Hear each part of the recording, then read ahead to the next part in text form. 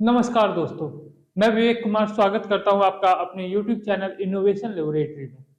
दोस्तों, हमेशा की तरह एक नए विषय पर आपसे बात करने के लिए आया हूं और आज का जो विषय है वो है आईटी इंडस्ट्री में हमें शेयर मार्केट के अंदर आईटी इंडस्ट्री में हम इन्वेस्टमेंट करना चाहिए या नहीं। आप भी कमेंट में बताइए और फिर हम लोग चलेंगे अपने नजरिए पर, अपने डिस्कशन पर और फैसला करेंगे कि आईटी इंडस्ट्री में हमें इन्वेस्ट करना चाहिए या नहीं करना चाहिए। दोस्तों, सबसे पहली चीज आईटी इंडस्ट्री क्या है, ये कैसे काम करती है, इनका प्रोडक्ट क्या होता है, इनका फिजिकल प्रेजेंस क्या होता है। तो ये सभी चीजें पहले इन्वेस्टमेंट से पहले समझना जरूरी है और तभी हम लोग इन्वेस्टमेंट को समझ पाएंगे कि आईटी इंडस्ट्री में इन्वेस्टमेंट करना चाहिए या नहीं करना चाहिए। तो आईटी इंडस्ट्री में इन्वेस्टमेंट करने से पहले आईटी इंडस्ट्री का सबसे पहले आपको सोचना है कि फिजिकल प्रोडक्ट्स क्या होता है। आईटी इंडस्ट्री का फिजिकल प्रोडक्ट्स हो भी सकता है और नहीं भी हो सकता है। हो सकता है तो क्या क्या हो सकता है? जो भी कंपोनेंट सॉफ्टवेयर डालकर चलाए जाते हैं, सॉफ्टवेयर के थ्रू चलता है, वो प्रोडक्ट आईटी इंडस्ट्री का फिजिकल प्रोडक्ट है। जैसे कंप्यूटर फिजिकल प्रोडक्ट है, इसका एक प्रेजेंस है, दिखाई देता है, छू सकते हैं, पकड़ सकते हैं, यूज कर सकते हैं। ठीक है, तो कंप्यूटर, लैपटॉप, डेस्कटॉप, प्रिंटर, ये सब आईटी इंडस्ट्री का एक फिजिकल प्रोडक्ट है। अब वर्चुअल प्रोडक्ट पर आते हैं, तो वर्चुअल प्रोडक्ट क्या होता है आपको पता होगा, नहीं पता है तो कंटिन्यू करेंगे। लेकिन एक बार आप ट्राई कीजिए कमेंट बॉक्स में लिखने के लिए, और कमेंट बॉक्स में लिखकर ये बताइए कि वर्चुअल प्रोडक्ट्स क्या है।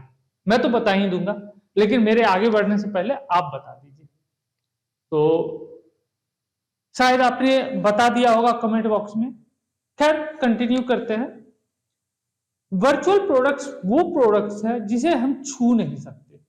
जैसे आप बात करते हैं विंडो 10 की, विंडो 7 की, विंडो विस्टा की, विंडो 11 की, या अदर कंपनी के ओपन सोर्स ऑपरेटिंग सिस्टम है, लाइनेक्स है, यूनिक्स है, फेडोरा है, रेड हेट है, उबुंटू है। अभी उबुंटू चल रहा है, लगभग सारे कंपनियां जो डॉस मोड में सिस्टम दे रही है वो उबुंटू डालकर दे रही है।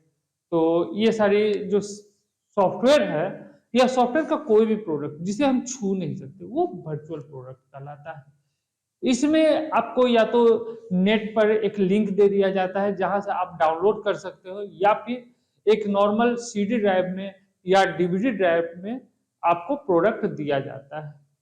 तो ये चीज जो वर्चुअल प्रोडक्ट्स है उसका कोई सिक्योरिटी नहीं होता है, उसका कोई इंश्योरेंस नहीं होता है। इंश्योरेंस क्यों नहीं होता है भाई? इंश्योरेंस अगर करेंगे तो उसमें क्लेम क्या मिलेगा? क्लेम भी तो इंश्योरेंस कंपनी को कुछ फिजिकल मटेरियल तो चाहिए, लेकिन इसका कोई फिजिकल मटेरियल है नहीं, तो इंश्योरेंस क्या मिलेगा? तो इसका जो वर्चुअल प्रोडक्ट्स है उसका इंश्योरेंस नहीं होता। अब जैसे वर्चुअल प्रोडक्ट्स में आप सोचते हो ये तो ऑपरेटिंग सिस्टम की बात मैंने की, ऑपरेटिंग सिस्टम के अलावा क्या क्या हो, तो अब आपका माइंड खुल रहा होगा, खुल रहा है ना? हाँ, अब आपका माइंड खुल रहा है। अगर आपको लग रहा है कि बोर फील कर रहे हो तो आप कमेंट बॉक्स में बताओ। ठीक है, नेक्स्ट वीडियो में हम लोग कोशिश करेंगे कि और इंटरटेनिंग बनाएं और आपको मजा आए वीडियो में। तो आईटी वर्चुअल प्रोडक्ट्स में है जैसे इन्वेंट्री सिस्टम है, टैली है जो अकाउंटिंग सॉफ्टवेयर है, उसके बाद ईआरपी है।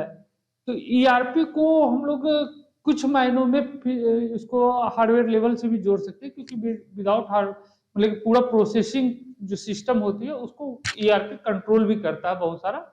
जैसे एसएपी है या कोई इस तरह का ईआरपी है जो बड़े लेवल पर काम करता है। तो उसकी बात मैं नहीं कर रहा हूँ, मैं छोटे ईआरपी की बात कर रहा हूँ जो सिर्फ सिस्टम पर इंस्टॉल कर दिया और आप इन्वेंट्री मैनेज कर रहे हो, सैलरी बना रहे हो, उसके बाद आप बच्चों को मैनेज कर रहे हो, एम्प्लॉइज को मैनेज कर रहे हो, तो वो ईआरपी कहलाता है। एक तरह का अकाउंटिंग सॉफ्टवेयर का थोड़ा सा बड़ा रूप हो जाता है। तो ईआरपी सॉफ्टवेयर जो है वो भी वर्चुअली होता है, उसमें कुछ होता नहीं है। सिस्टम आपके पास है, आपने सिस्टम में इंस्टॉल कर दिया, उसके बाद आपने यूज करना शुरू कर दिया। तो ऐसी जितनी भी कंपनियां, इनका इंश्योरेंस नहीं होता है। कल कोई अगर इनका प्रोडक्ट फेल होता है तो ये कबाड़ में नहीं बेच सकते। लेकिन जिस कंपनी का फिजिकल प्रोडक्ट है वो अगर कंपनी फेल भी हो जाती है तो कम बेच करके कबाड़ में भी कुछ पैसा निकाल सकते हैं। हाँ, एसेट जो होता है वो दोनों के पास होता है। जो कंपनी वर्चुअल प्रोडक्ट्स बनाती है या जो कंपनी फिजिकल प्रोडक्ट्स बनाती है, दोनों के पास एसेट होता है। तो एसेट अलग चीज है, मैं एसेट की बात नहीं कर रहा हूं, एसेट डिफरेंट थिंग है, मैं प्रोडक्ट की बात कर रहा हूं। फिलहाल हम लोग कंसंट्रेट कर रहे हैं कहां पर? प्रोडक्ट पर। तो प्रोडक्ट जो होती है, तो वर्चुअल प्रोडक्ट में कुछ भी फिजिकल प्रेजेंस नहीं है तो उसका इंश्योरेंस नहीं होता है। लेकिन इस सेक्टर में क्या होता है, फिजिकल जिसका प्रेजेंस होता है उसका क्या होता है, उसका इंश्योरेंस होता है। उसके प्रोडक्ट का एक इंश्योरेंस होता है कि अरे कुछ भी नहीं मिलेगा तो कबाड़ा में तो बेच सकते हैं। तो इसलिए ऐसे, मेरा कहने का यह मतलब नहीं कि ऐसे किसी भी कंपनी का आंख मूंद कर फिजिकल प्रोडक्ट है तो आप शेयर खरीद लो, आप मार्केट में इन्वेस्ट कर दो, नहीं। कंपनी आपको फिर भी देखना है। लेकिन अभी आईटी वर्सेस फिजिकल प्रोडक्ट वाला कंपनी चल रहा है। अब एक उदाहरण है, जैसे इन्फोसिस है, वो भी वर्चुअल प्रोडक्ट्स ही बनाती है, लेकिन इन्फोसिस अभी तक लॉस में नहीं है, अभी अच्छी कंपनी में चल रही है। विप्रो अच्छी कंपनी है, लेकिन एचसीएल अभी निगेटिव दे रही है रिजल्ट। इसी तरह से बहुत सारी कंपनियां हैं जो आईटी प्रोडक्ट्स बनाती है, लेकिन जनरली जो छोटी कंपनियां हैं आईटी प्रोडक्ट्स की, उनका मार्केट वैल्यू निगेटिव है। उनका मार्केट वैल्यू पेनी स्टॉक्स में जा रहा है, बहुत कम वैल्यू है। तो ऐसे कंपनियों में इन्वेस्ट करना कहीं ना कहीं बेवकूफी है।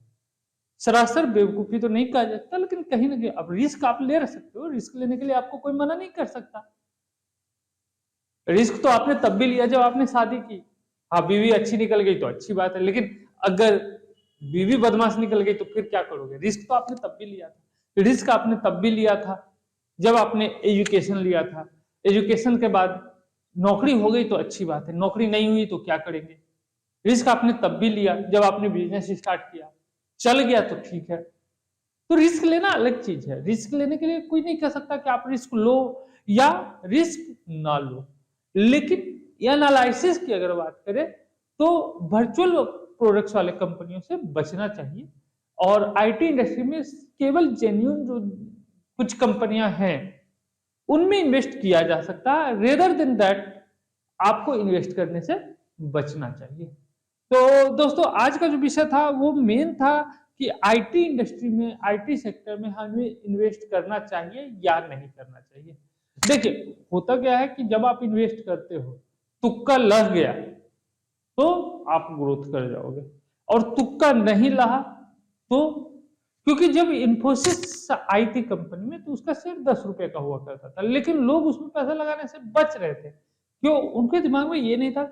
लेकिन जब आईटी का मूवमेंट आया, आईटी का मूवमेंट आया, इसके प्रोडक्ट्स अच्छे होने लगे, गवर्नमेंट बैंक्स में सेट होने लगे, बाहर इंटरनेशनल बिजनेस चलने लगा इन्फोसिस का, तो लोगों को बिलीव हुआ आईटी प्रोडक्ट्स पर और उन्होंने इन्वेस्ट किया, रिस्क लिया, तुक्का लग गया।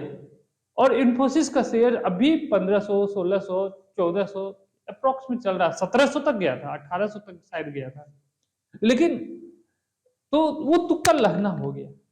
लेकिन नई कंपनियों में आप इन्वेस्ट करने से पहले आपको सोचना पड़ेगा। आईटी इंडस्ट्री का तो ऐसे भी अभी खस्ता हाल हो रहा है, तो आपको बचना चाहिए वर्चुअल प्रोडक्ट वाले कंपनी से, और आपको इन्वेस्ट करने से पहले बहुत सारी चीजें सोचनी चाहिए।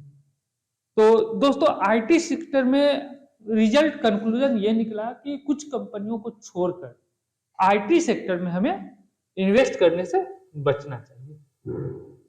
तो दोस्तों, आपको वीडियो कैसा लगा आप कमेंट बॉक्स में बताइए। वीडियो को लाइक कीजिए, शेयर कीजिए और सब्सक्राइब कीजिए। अगर आपने ऑलरेडी सब्सक्राइब किया है तब भी वीडियो को शेयर जरूर करें। और पूरा वीडियो देखा आपने वीडियो देखकर हमें प्रोत्साहित किया है, तो हमारे प्रोत्साहन के लिए धन्यवाद। और अगले वीडियो में फिर से बने रहिएगा। थैंक यू, फिर मिलेंगे, बाय बाय।